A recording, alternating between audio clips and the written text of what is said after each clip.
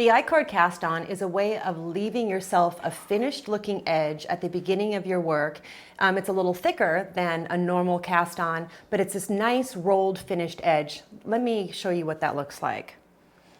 I've knit up this little sample here. This is the icord cast on. This is a normal bind off. I've blocked this out a little bit, but the normal bind off here wants to roll like a normal cast on. The icord cast on, you can see, is really nice. It's as if you were sewing, it's as if you turned it and seamed it down. So it's a nice start to your work if you're not doing any seaming. To work a 3-stitch I-cord cast on, I'm going to start with a slip knot and cast on 3 stitches using the long tail cast on. And I'll give you links to both of those here.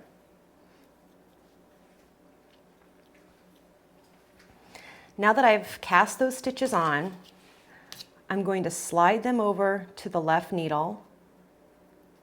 And I do that so that my working yarn is coming, whoops, try that again. I do that so that my working yarn is coming from this stitch here, not this stitch here. And that'll become important in a moment. What I'm going to do here is get my tail out of the way first. I'm going to knit front back, which means I put my needle in and do a normal knit stitch, leaving the old stitch here on the left needle. I swing the tip of my needle around to the back loop of that stitch, wrap it and pull it through. That's a KFB. I just did a 1-stitch increase by knitting into the front and back of the stitch. Then I knit 2.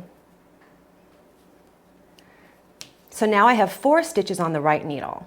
I slide 3 of those back over to the left needle.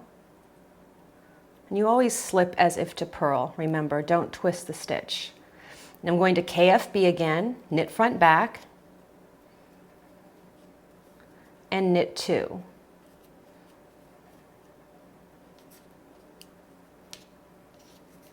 Then I slide 3 stitches. I'm sure you're seeing a pattern here now.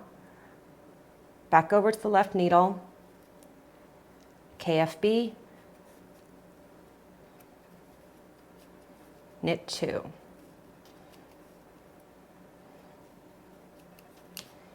One more time, slip 3,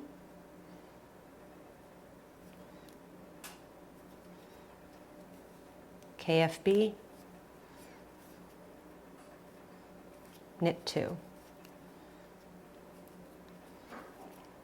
You can see here, it's not a very quick cast on, but this is the nice edge that you're left with. And that's the I-cord cast on.